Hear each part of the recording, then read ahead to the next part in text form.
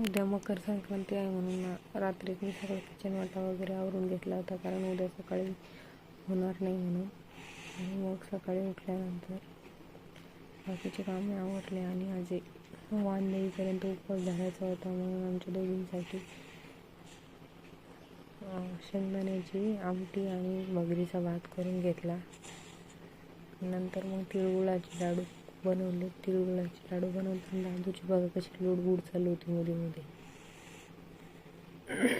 खरंच पण सणाच्या दिवशी खूप छान वाटतं. लेकरं पण खूप आनंदी असतात, मध्ये मध्ये करतात. पण नंतर आमची ताट वगैरे भरून तयारी झाली होती वाण देण्यासाठी जायला. आणि तिथे गेल्यावर 5 जणीला हळदी कुंकू देऊन देवाला वाण देऊन झाल्यावर हळदी कुंकू दिला. आणि सगळा डिटेल ब्लॉग मी आपल्या चॅनलवर शेअर केला आहे, तो नक्की जाऊन बघा. आणि मकर संक्रांतीच्या सर्वांना हार्दिक हार्दिक शुभेच्छा. तिळगुळ घ्या, गोड गोड बोला. थँक्यू.